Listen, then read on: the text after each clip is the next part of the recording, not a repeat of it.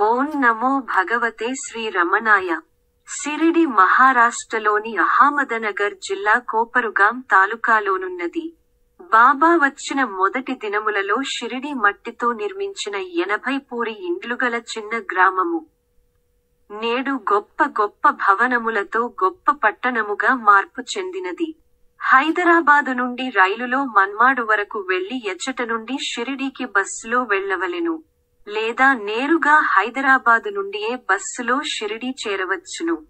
1854 సంవత్సరములో 16 సంవత్సరముల వయస్సులో మొదటిసారిగా బాబా పిరిడి వచ్చినారు. బాబా షిరిడీ గ్రామమునకు ఉత్తర దిశలోనున్న వేప చెట్టు క్రింద కూర్చునేవారు. 3 సంవత్సరముల తరువాత ఎవరికీ చెప్పక షిరిడీ నుండి ఎచ్చటికో వెళ్ళిరి. 1858లో ఔరంగాబాద్ జిల్లా ధూప్ గ్రామము దగ్గరలోనున్న ఒక మామిడి చెట్టు క్రింద చాంద్ పాటీలు అనునతనికి ఒక ఫకీరుగా బాబా కనిపించిరి. చాంద్ పాటీలు కోరికపై అతని బావమరిది కొడుకు పెండ్లి వేడుకకు ఆ పెండ్లి బండ్లలో బాబా రెండవసారి షిరిడీ వచ్చిరి. ఖండోబా మందిరము ముందు ఆగిన ఆ బండ్ల నుండి దిగినప్పుడు, ఏ పేరు లేని ఈ బాలుని దయచేయుము సాయి అని ఖండోబా మందిర పూజారి భక్త మహాల్సాపతి ఆహ్వానించిరి. భక్త మహాల్సాపతి సాయి అని పిలిచినప్పటి నుండి వారిని సాయి బాబా అని భక్తులు పిలుచుచుండిరి. షిరిడీలోనే యున్నందున షిరిడీ సాయి బాబాగా పిలువబడినారు.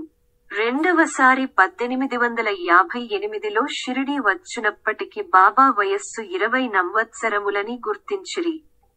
కనుక వారి ఒట్టుక 1838 అయ్యుండవచ్చు. 1918లో బాబా దేహత్యాగము, చనిపోవుట చేసినప్పటి వారి వయస్సు 80 సంవత్సరములు. 1838 నుండి 1918. కాని బాబా తన వయస్సు లక్షల సంవత్సరములని చెప్పినందున వారి వయస్సు ఎవరు నిర్ణయించగలరు? షిరిడీ గ్రామములో వారు నివసించినది 60 సంవత్సరములు, అనగా 1858 నుండి 1918 వరకు. బాబా యొక్క తల్లి దండ్రులను గురించి గాని, బాబా పుట్టుకను గురించి గాని తెలియదు. బాబా కూడా ఎవరికి చెప్పియుండలేదు. వారు స్వయంభువులని అనుకోవాలి. బాబాకు వివాహము లేదు, బ్రహ్మచారి కనుక వారికి పిల్లలు, కుటుంబము లేదు. సాయి కారణ జన్ములు. బాబాది ఏ కులమో, ఏ మతమో ఎవరికిని తెలియదు. మానవులంతా ఒక్కటే అనునదియే వారి మతము కదా. బాబా షిరిడీలో పాడుపడిన మసీదులో నివసించిరి. ఈ మసీదును ద్వారకామాయి అని పిలిచెడివారు. బాబా ఈ మసీదులో ఎల్లప్పుడూ వెలుగు ధుని, అగ్నిని ఏర్పరచిరి. ఇప్పటికీ ఆ ధుని వెలుగుచునే యున్నది. బాబా 1890 వరకు కాలికి గజ్జెలు కట్టి తకియా, రచ్చ అనుచోట ఇతర సాధువులతో కలిసి పాటలు పాడుచు నాట్యము చేసేవారు. సాయి లంగోటి కట్టుకొని, పొడవైన చొక్కా తొడిగికొని, నెత్తిపై గుడ్డను జడవలె ఎడమ చెవిపై నుండి వెనుకకు వ్రేలాడునట్లు వేసుకునేవారు. మొదటలో కాశీరాం అనే దర్జీ కుట్టి ఇచ్చిన ఆకుపచ్చ జుబ్బా, టోపీ తప్ప బాబా ఎల్లప్పుడూ తెల్లని వస్త్రములే ధరించినారు. సాయిబాబా అందముగా, బంగారు రంగులో నుండేవారు. వారి కళ్ళు చీకటిలో మెరిసేవి. నవ్వు మధురంగా నుండేది. ఆజాను బాహువు. 5 అడుగుల ఎత్తు ఉండేవారు. బాబా మసీదులో ఈశాన్య దిశయందు గోనెపట్టాపై కూర్చునేవారు. పగలు నిదురపోయేవారు కాదు. సోమరిగా నుండుటకు ఇష్టపడరు. మితభాషి. అడిగినప్పుడు మాత్రమే సమాధానము చెప్పేవారు. పిల్లలతో వినోదముగా మాట్లాడేవారు. ఎత్తుకొని ముద్దు చేసేవారు. పిల్లలను కొట్టనిచ్చేవారు కాదు. బాబా దగ్గర ఉన్న వస్తువులు, చిలుము గొట్టము, పొగాకు, తంబిరేకులు, డొక్కు, రేకుడబ్బా, పొడవు చొక్కా, తలగుడ్డ, సటకా మాత్రమే. బాబా ఎల్లప్పుడూ అల్లా అచ్చాకరేగా, అనగా భగవంతుడు మేలు చేస్తాడు అని పలికేవారు. బాబా షిరిడీ వచ్చిన మొదటలో 3 సంవత్సరములు బంతిగనేరు, నిత్య మల్లె మొక్కలు పెట్టి వాటికి వామన్ తాత్య ఇచ్చిన పచ్చికుండలతో స్వయముగా బావి నుండి నీరు తోడిపోసి పెంచినారు. బాబా షిరిడీ వచ్చిన మొదటి రోజులలో బాయజాబాయి అనే భక్తురాలు రొట్టె, కూర చేసి గంపలో నెత్తిన పెట్టుకొని బాబాను వెదకి తినిపించేది. బాబా తాను జీవించినన్నాళ్లు 5 ఇండ్లలో భిక్ష చేసి ఆ భిక్షాన్నమునే భుజించినారు. మొదటిగా అమీనభాయి అనే ముస్లిం భక్తుడు బాబాకు భిక్ష పెట్టినాడు. మధ్యాహ్నము 12 గంటలకు ఒక చేతిలో తంబిరేకుల డొక్కు, రెండవ చేతిలో గుడ్డజోలె పట్టుకుని బాబా భిక్షకు వెళ్లేవారు. భిక్షకుని వలె అక్క, రొట్టె ముక్క పెట్టు అని దానిని అందుకొనుటకు చేయి చాచేవారు. బాబా ప్రతి దినము నఖారాం షిల్కే, నందు మార్చాడి, గణవతిరావు కోడేసాటీలు, బయాజీమామి, వామన్ గోండ్కల్ అనువారి 5 ఇండ్లలో భిక్ష చేసేవారు. బాబా భిక్షలో వచ్చిన పదార్థములన్నింటినీ ఒక మట్టి పాత్రలో పోసి కలిపేవారు. కుక్కలు, పిల్లులు, కాకులు తినుచున్నను వాటిని తోలక వాటితో కలిసి బాబా కూడా తినేవారు. బాబా బీదలకు స్వయముగా వండి పెట్టేవారు. ఆ పదార్థములు ఉడుకునప్పుడు ఆ పాత్రలలో తన చేయి తెడ్డువలె పెట్టి ఉడికినది లేనిది చూచేవారు. కాని వారి చేయి కాలేది కాదు. 1908 నుండి ఉదయం 5:15 మధ్యాహ్నము 12 గంటలకు, సాయంత్రము 6:15 రాత్రి 10 గంటలకు బాబా వద్ద హారతులు ఇచ్చేవారు. ఇప్పుడు ఈ హారతులన్నీ సమాధి మందిరములో ఇచ్చుచున్నారు. హారతులలో పాల్గొనుటకు భక్తులు ఇష్టపడతారు.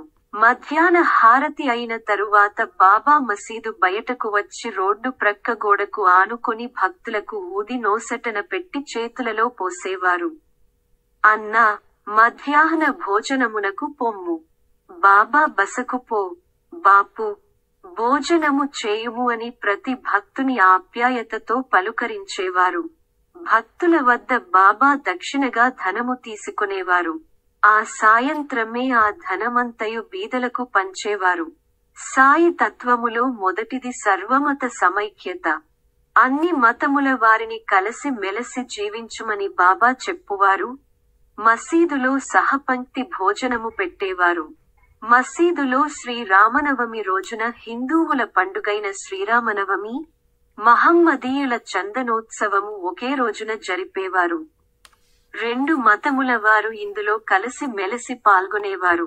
మతములను మార్చుకొనుటకు బాబా ఇష్టపడలేదు. మతము మార్చుకొన్న ఒక భక్తునిని అబ్బాను, తండ్రిని మార్చుకొంటావా అని బాబా మందలించారు. సాయి తత్వములో రెండవది రోగులకు సేవ చేయుట. కుష్ఠురోగియైన బాగోజీకి సేవ చేసిరి. తాను చేయుచు భక్తులను కూడా సేవ చేయుమని చెప్పిరి. సేవయే సాయి భక్తుల కర్తవ్యము. బాబా మొదటి దినములలో రోగులకు మందులిచ్చి తగ్గించిరి. తరువాత దునిలోని ఊది ఇచ్చి నయము చేసిరి. వారు ఆశీర్వదించుటతోనే అన్ని రోగములు తగ్గడివి. ఇప్పుడు కూడా సాయిబాబా భక్తులు విశ్వాసముతో షిరిడీ ధునిలోని విభూతి నొసటన పెట్టుకొని నోటిలో వేసుకొనుట వలన అన్ని వ్యాధులు తగ్గుచున్నవి. ధుని ఊది ద్వారా శాశ్వత వైద్యమును అందించిరి. సాయి తత్వములో మూడవది బీదల సేవ. బీదలకు, అనాథలకు అన్నదానము చేసేవారు. తిండి లేని వారికి అన్నము, గుడ్డలు లేని వారికి వస్త్రములు ఇచ్చేవారనినచో బాబాకు మిక్కిలి ప్రీతి.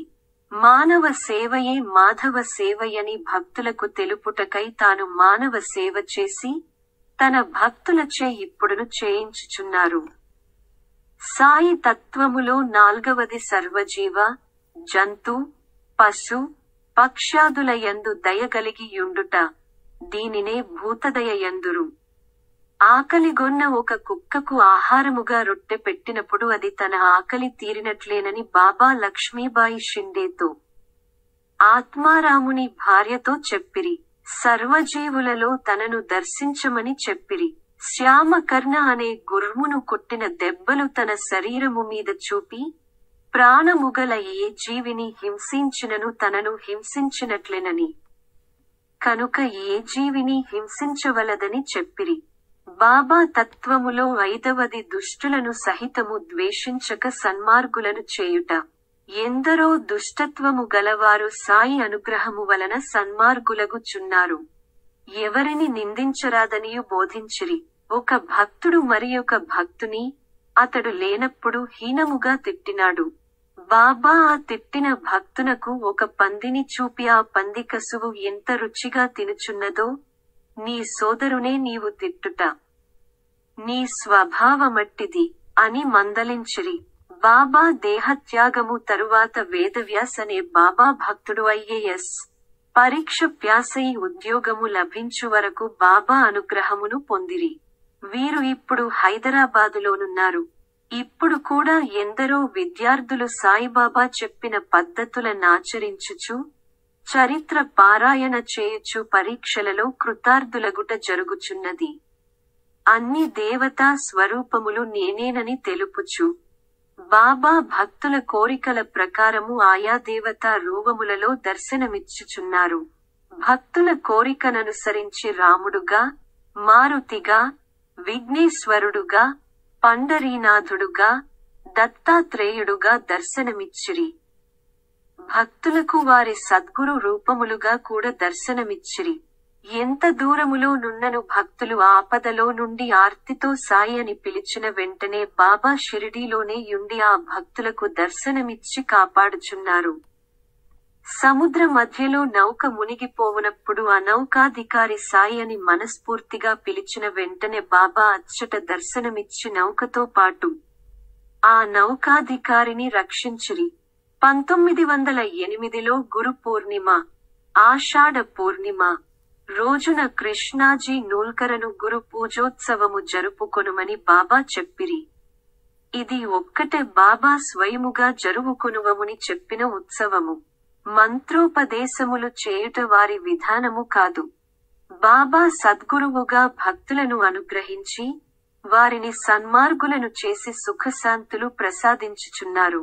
ఎవరిని కూడా ప్రత్యేకముగా తన శిష్యుడని పేర్కొనలేదు. ఇప్పుడును వారే సద్గురువుగా అనుగ్రహించు విశిష్టమైన మార్గము వారిది. ఇది స్వానుభవములోని విషయము. బాబా లీలలు అద్భుతములు. 1858లో చాంద్ పాటీలుకు తప్పిపోయిన వాని గుర్రపు జాడ చెప్పినారు. చాంద్ పాటీలు చూచుచుండగనే బాబా భూమిలో సటకా గుచ్చగా నీరును, ఆ సటకాను నేలపై కొట్టగా నిప్పును వచ్చినవి. షిరిడీలోని వ్యాపారులు నూనె ఈయక నిరాకరించగా నీటితోనే దీపములు వెలిగించిరి. ఎదురుగా నున్న ధునిలో చేయి పెట్టి ఎంతో దూరములో కొలిమిలో పడు భక్తుని బిడ్డను రక్షించిరి. వారి లీలలు అన్నీయు పంచభూతములను శాసించుటతో చూపిరి. దాసగను అనే భక్తుడు గంగా, యమునలు కలియు ప్రయాగలో స్నానము చేయవలెనని తలచగా బాబా తన కాలి బొటన వ్రేళ్ల నుండియే గంగా యమునా జలములను ప్రవహింపజేసిరి. గాలి, వానలకు భక్తులు భయపడి బాబా వద్దకు వచ్చి మోర్పెట్టుకొనగా బాబా మసీదు బయటకు వచ్చి ఆగు, ఆగు అని శాసించగానే మేఘములు చెల్తాచెదరైనవి. వర్షము ఆగినది. ధునిలో మంటలు పెద్దవి కాగా భక్తులు భయపడిరి. అది చూచి బాబా తగ్గు, తగ్గు అని సటకాతో దగ్గరనున్న స్తంభముపై కొట్టగానే మంటలు తగ్గినవి. 4 మూరల పొడవు, జానెడు వెడల్పుగల కజ్జబల్లను చినిగిన గుడ్డ పీల్రికలతో మసీదు దూలమునకు ఎత్తుగా కట్టి దానిపై బాబా వడుకునేవారు. వారెట్లు దానిపై పరుండి నది ఎవరు గ్రహించలేకపోయిరి. జంతువులు మాట్లాడు భాష కూడా బాబాకు తెలుసు. ఒక బల్లి కిచకిచ మనుచుండగా, అది తన చెల్లెలు బెంగాబాదు నుండి వచ్చుచున్నదని తెలిసి ఆనందించుచున్నదని బాబా చెప్పిరి. బాబా చెప్పినట్టుగానే ఒక గురపు రౌతు బెంగాబాదు నుండి రాగా అతని సంచి నుండి ఒక బల్లి దూకి అక్కయైన బల్లి వద్దకు వచ్చినది. గత జన్మలలో మానవులైన వారు చేసిన పాపముల వలన పాము, కప్పగా జన్మింపగా, గత జన్మలో రక్షించెదనని బాబా చెప్పిన ప్రకారము ఈ జన్మలో పాము నుండి కప్పను రక్షించిరి. గత జన్మలో 2 సోదరులు తనతో ఉండివారు పాప కర్మల వలన మేకలుగా పుట్టిరి. ఆ మేకలు బాబా ముందుగా వెళ్ళుచుండగా బాబా వారిని గుర్తుపట్టి తన ప్రక్కనున్న శ్యామాతో చెప్పిరి. బాబా మాటలను జవదాటరాదు. బాబా అనుమతి తేనిదే ఎవరును మసీదు మెట్టు ఎక్కలేరు. బాబా వెళ్ళుమన్న తరువాత ఎవరును అచ్చటనుండుటకు వీలులేదు. బాబాను భక్తులు కోరికలతో ఆశ్రయిస్తారు. బాబా వారి కోరికలు తీర్చి వారిని మంచివారినిగా చేస్తారు. తరువాత భక్తులు కోరకపోయినను వారి వారి అవసరములను మేలును బాబాయే నెరవేర్చెదరు. బాబాకు ధృతియోగము, ఖండ యోగము తెలియును. వాటిని వారాచరించిరి. 72 గంటలు శ్వాస విడచి సమాధి పొంది మరల ప్రాణము వచ్చి చైతన్యము పొందిరి. బాబా వద్ద ఒక ఇటుకరాయి ఉండెడిది. దానిని బాబా తల క్రింద పెట్టుకొనడివారు. ఒక రోజు మసీదు శుభ్రము చేయు మాధవ ఫస్తే అను భక్తుని చేతి నుండి ఆ రాయి జారి క్రిందపడి విరిగినది. అప్పుడు బాబా సనమయమాసన్నమైనదని అనిరి. తరువాత కొద్ది రోజులకు బాబా దేహత్యాగము చేసిరి. 1918 సంవత్సరము అక్టోబరు 15వ తేదీ మంగళవారము మధ్యాహ్నము 2:30 దశమి వెళ్ళగా ఏకాదశి గడియలలో మసీదులో తన గద్దెపై కూర్చొని ఉండి ప్రక్కనేయున్న బయ్యాజీ పాటిల్ శరీరముపై ఒరిగి బాబా తుదిశ్వాసను విడచిరి. బాయిజా బాయి మొదటలో తనకు భోజనము పెట్టి చేసిన సేవకు గుర్తింపుగా ఆమె కుమారుడైన తాత్యా కోతేపాటీలుకు జబ్బు చేసి మరణమునకు సిద్ధముగానుండగా అతనికి బదులుగా బాబాయే దేహత్యాగము చేసి తాత్యాను రక్షించిరి. తనకు నివసించు ఈ మసీదు బాగుగా లేదనియూ, బూటీవాడకు నన్ను తీసుకొని వెళ్ళినచో అచ్చట బాగుండునని చివరిసారిగా బాబా చెప్పెచు తుదిశ్వాసను వదిలినారు. వారు చెప్పినట్టుగా వారి భౌతిక దేహమును షిరిడీ వీధులలో ఊరేగించిన పిమ్మట బూటీ మందిరములో సమాధి చేసిరి. రాధాకృష్ణమాయి అనే భక్తురాలి కృషి ప్రేరణలతో షిరిడీలో సాయిబాబా సంస్థానము ఏర్పడినది. బాబా జీవిత చరిత్రను గోవింద రఘునాథ్ ఉరఫ్ అన్నాసాహెబ్ దబోల్కర్, హేమాడ్ పంతు, మరాఠీ భాషలో ప్రప్రథమముగా బాబా శుభాశీస్సులతో 53 అధ్యాయములుగా వ్రాసిరి. ఆ బాబా జీవిత చరిత్రను ఆంగ్లములో నాగేష్ వాసుదేవ్ గునాజీ, ఆంధ్రమున శ్రీ ప్రత్తి నారాయణరావు గారు రచించిరి. సాయిబాబా జీవిత చరిత్రను ఇప్పుడు సాయి భక్తులు నిత్యము చదువుచున్నారు. ఆ విధముగా చదువు, పారాయణ చేయు భక్తుల కష్టములను బాబా తొలగించుచున్నారు. కోర్కెలు తీర్చుచున్నారు. తన చుట్టూ భక్తులు కూర్చొని యుండగా బాబా చిన్న చిన్న నీతి కథలను ఆ భక్తులకు చెప్పి బోధ చేసి వారి కష్టములు తొలగించుటకు దారి చూపిరి. ఉపన్యాస విధానములు కాక సత్సంగ విధానమును ఆచరించిరి.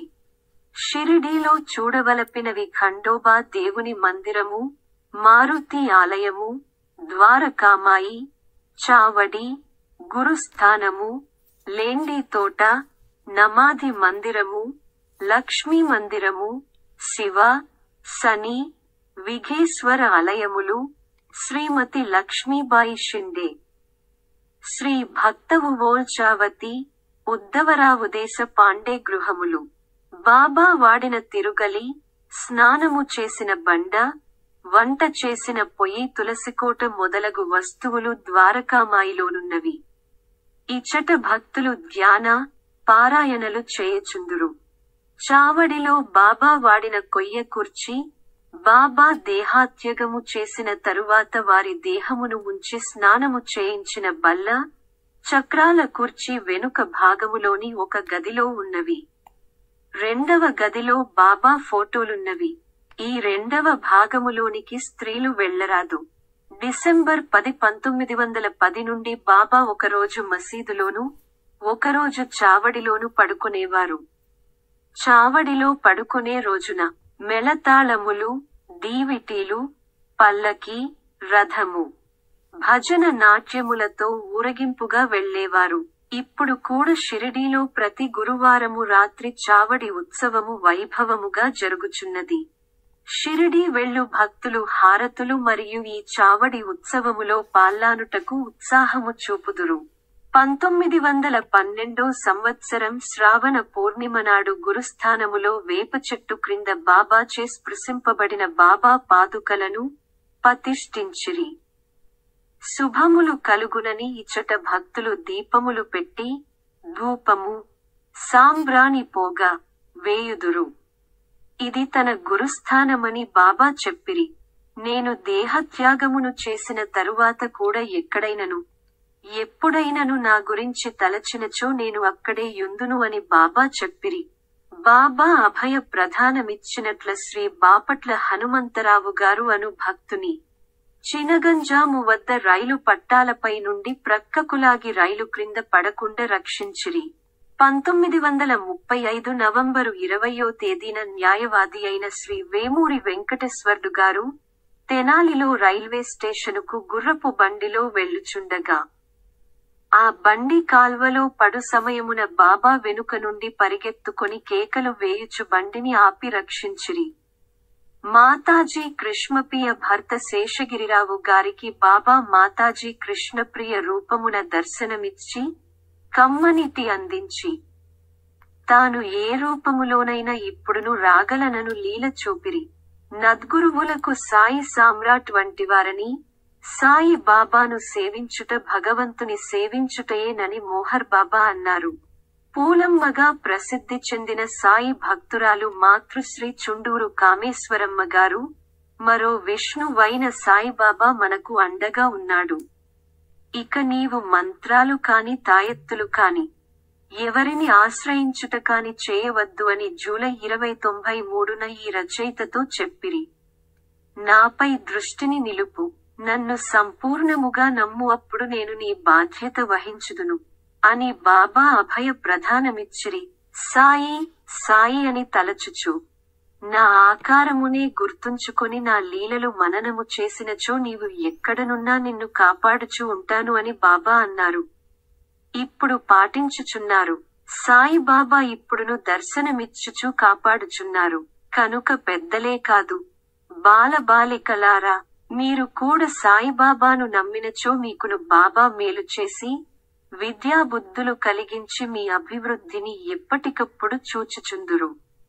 తల్లిదండ్రులను గురువులను గౌరవించి తోటివారితో తగవులు పెట్టుకొనక కలసి మెలసి ఆప్యాయతతో ఉంటూ శ్రద్ధగా చదువుకొని బుద్ధిమంతులై ప్రతిదినము ఈ పుస్తకమును ఇందలి ఏకాదశ సూత్రములను చదువుచు బాబా కృపకు పాత్రులు కండి. ఓం సాయి శ్రీ సాయి, జయ జయ సాయి. మీ అందరికీ ఆ అరుణాచలేశ్వరుని ఆశీస్సులు ఉండాలని ప్రార్థిస్తూ ఓం శాంతి శాంతి శాంతి. దయచేసి టైం ఉంటే ఈ ఛానల్ ని సబ్స్క్రైబ్ చేసి ప్రక్కనే ఉన్న బెల్ ఐకాన్ని నొక్కండి. అప్పుడు నేను అప్లోడ్ చేసే వీడియోస్ మీకు వెంటనే కనిపిస్తాయి.